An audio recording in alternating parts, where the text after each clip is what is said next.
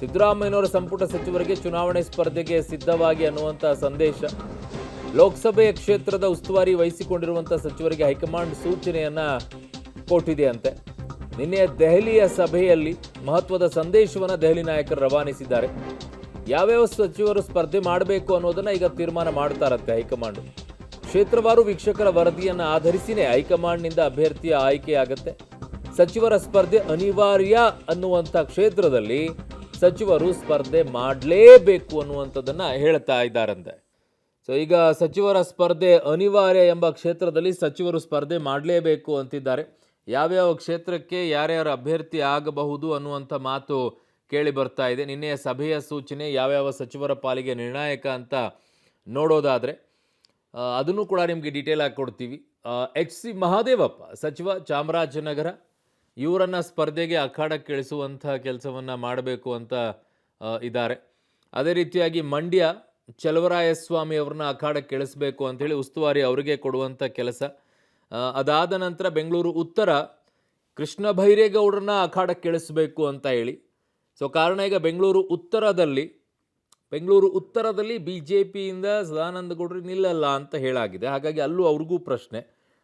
ಇನ್ನು ಬೆಂಗಳೂರು ಕೇಂದ್ರದಲ್ಲಿ ದಿನೇಶ್ ಗುಂಡೂರಾವ್ ಅವರನ್ನು ಅಖಾಡಕ್ಕೆ ಇಳಿಸಬೇಕು ಅಂತ ಹೇಳಿ.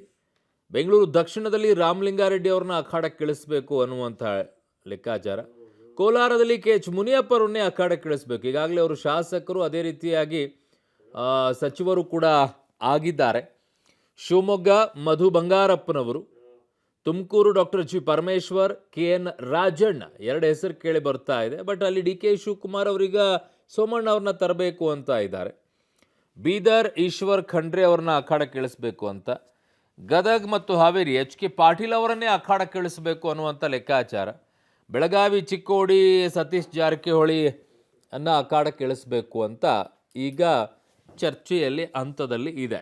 ಸೊ ಹಾಗಾಗಿ ಈಗ ಯಾವ ಸಚಿವರಿಗೆ ರಿಲ್ಯಾಕ್ಸೇಷನ್ ಸಿಗುತ್ತೆ, ಯಾವ ಸಚಿವರಿಗೆ ಮತ್ತೆ ಲೋಕಸಭೆ ಅಖಾಡಕ್ಕೆ ಇಳಿಬೇಕು, 6 ತಿಂಗಳ ಹಿಂದ್ಗಡೆಯಷ್ಟೇ ಚುನಾವಣೆಯನ್ನು ಫೇಸ್ ಮಾಡಿ ಬಂದಿರುವಂಥವ್ರೀಗ ಮತ್ತೆ ಲೋಕಸಭೆಗೆ ಸನ್ನದ್ಧರಾಗಬೇಕಾ ಅಂತ ಹೇಳಿ ನನ್ನ ಸಹೋದ್ಯೋಗಿ ಪೊಲಿಟಿಕಲ್ ಬ್ಯೂರೋಯಿಂದ ಸುಖೇಶ್ ನನ್ನ ಸಂಪರ್ಕಕ್ಕೆ ಸಿಗ್ತಾ ಇದ್ದಾರೆ. ಸುಖೇಶ್, ಈಗಷ್ಟೇ ಚುನಾವಣೆ ಎದುರಿಸಿ ಮಂತ್ರಿ ಸ್ಥಾನವನ್ನು ಪಡ್ಕೊಂಡು ಇರುವಂಥ ನಾಯಕರುಗಳೀಗ ಮತ್ತೆ ಲೋಕಸಭೆ ಅಖಾಡಕ್ಕೆ ನಿಲ್ಲುವಂಥ ಪರಿಸ್ಥಿತಿ ಬರುತ್ತಾ, ಅನಿವಾರ್ಯತೆನಾ, ಅಥವಾ ಸದ್ಯಕ್ಕೆ ಚರ್ಚೆಯ ಹಂತದಲ್ಲಿ ಇದೆಯಾ ಸುಖೇಶ್?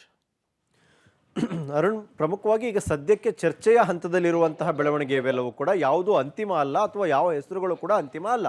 ಆದರೆ 20 ಸ್ಥಾನ ಗೆಲ್ಲಬೇಕು ಅನ್ನುವಂಥ ಗುರಿ ಇಟ್ಕೊಂಡ ಕಾಂಗ್ರೆಸ್ಗೆ ಸಾಕಷ್ಟು ಕಡೆಗಳಲ್ಲಿ ಅಭ್ಯರ್ಥಿಗಳಿಲ್ಲ ಅನ್ನುವಂಥದ್ದು. ಎಲ್ಲ ರೀತಿಯಲ್ಲಿ ಅನುಕೂಲವಾಗುವಂಥದ್ದು ಅಂದರೆ ಸಚಿವರುಗಳ ಸ್ಪರ್ಧೆ ಮಾಡಿದ್ರೆ ಅನ್ನುವಂಥದ್ದು. ಅದು ಸಂಪನ್ಮೂಲ ಕ್ರೋಢೀಕರಣ ಇರ್ಬೋದು, ಜಾತಿ ಸಮೀಕರಣ ಇರ್ಬೋದು, ವರ್ಚಸ್ ಇರ್ಬೋದು, ಅಥವಾ ಇಡೀ ಲೋಕಸಭಾ ಕ್ಷೇತ್ರಾದ್ಯಂತ ಇರುವಂಥ ನೆಟ್ವರ್ಕ್ ಇರ್ಬೋದು. ಇವೆಲ್ಲವನ್ನೂ ಲೆಕ್ಕ ಹಾಕಿದಾಗ ಸಹಜವಾಗಿಯೇ ಜಿಲ್ಲೆಯ ಉಸ್ತುವಾರಿಗಳಾಗಿರುವಂಥವರು ಜಿಲ್ಲೆಯಲ್ಲಿ ಆದ್ಯತೆಯ ಮೇರೆಗೆ ಸಚಿವರಾದಂಥವರಿಗೆ ಕೊಟ್ಟರೆ ಒಂದಷ್ಟು ಪಕ್ಷಕ್ಕೆ ಬಲ ಬರುತ್ತೆ, ಅಭ್ಯರ್ಥಿ ಸ್ಟ್ರಾಂಗ್ ಆಗಿರುತ್ತೆ, ಒಳ್ಳೆ ಸ್ಪರ್ಧೆಯನ್ನು ಮಾಡ್ಬೋದು, ಪೈಪೋಟಿಯನ್ನು ಕೊಡಬಹುದು, ಗೆಲುವಿಗೆ ಕೂಡ ಅವಕಾಶ ಇರುತ್ತೆ ಅನ್ನುವಂಥದ್ದು ಲೆಕ್ಕಾಚಾರ. ಹಾಗಾಗಿ ಸಚಿವರುಗಳ ಹೆಸರು ನಿನ್ನೆಯ ಸಚಿವರ ಸಭೆಯಲ್ಲಿ ದೆಹಲಿಯಲ್ಲಿ ಸ್ಪಷ್ಟವಾಗಿ ಹೇಳಲಾಗಿದೆ. 28 ಜನ ಸಚಿವರುಗಳು ಕೂಡ ಚುನಾವಣೆಗೆ ಸಿದ್ಧರಾಗಿರಿ ಎನ್ನುವಂಥದ್ದು. ಅಂದರೆ ಎಲ್ಲರನ್ನೂ ಸ್ಪರ್ಧೆ ಮಾಡಿಸ್ತಾರೆ ಅಂತಲ್ಲ, ಯಾರನ್ನ ಬೇಕಾದರೂ ಸ್ಪರ್ಧೆ ಮಾಡಿಸ್ಬೋದು ಅನ್ನುವಂಥದ್ದು. ಯಾಕಂದರೆ ಅವತ್ತಿನ ಪರಿಸ್ಥಿತಿ ಅನಿವಾರ್ಯತೆಗೆ ಅಂದರೆ ಇಡೀ ವರದಿಯನ್ನು ತರಿಸ್ಕೊಂಡ ನಂತರ, ಸರ್ವೆಗಳನ್ನ ಮಾಡಿದ ನಂತರ ಸಚಿವರುಗಳೇ ಇರೋದ್ರಲ್ಲಿ ಬೆಟರ್ ಅನ್ನೋ ಪರಿಸ್ಥಿತಿ ಬಂದರೆ ಸ್ಪರ್ಧೆಗೆ ಸಿದ್ಧರಾಗಿ, ಇಲ್ಲಿ ಯಾರ ಹೆಸರನ್ನೂ ಕೂಡ ಮೆನ್ಷನ್ ಮಾಡಲ್ಲ, ಹೈಕಮಾಂಡ್ ಅಂತಿಮವಾಗಿ ಯಾವ ಹೆಸರು ಹೇಳುತ್ತೋ ಆ ಸಚಿವರುಗಳು ಸ್ಪರ್ಧೆ ಮಾಡಬೇಕು ಅನ್ನುವಂಥ ಸೂಚನೆ ಕೊಟ್ಟಿದ್ದಾರೆ. ಆದರೆ ಟೆಂಟೇಟಿವ್ ಆಗಿ ಇಷ್ಟು ಜನ ಸಚಿವರುಗಳು ಬಹುಶಃ ಸ್ಪರ್ಧೆ ಮಾಡಬೇಕಾಗಬಹುದು, ಅಥವಾ ಸ್ಪರ್ಧೆಗೆ ಅವರ ಹೆಸರುಗಳು ದೊಡ್ಡ ಮಟ್ಟದಲ್ಲಿ ಕೇಳಿ ಬರಬಹುದು ಅನ್ನುವಂಥದ್ದು ಅಲ್ಲಿನ ಜಿಲ್ಲೆ ಮತ್ತು ಕ್ಷೇತ್ರದ ಪರಿಸ್ಥಿತಿಯನ್ನು ಆಧರಿಸಿ ಈ ಹೆಸರುಗಳು ಹೆಚ್ಚು ಕೇಳಿ ಬರ್ತಾ ಇದೆ. ಅರುಣ್. ಓಕೆ ಸುಖೇಶ್, ನಿಮ್ಮೆಲ್ಲ ಮಾಹಿತಿಗೆ ಧನ್ಯವಾದಗಳು.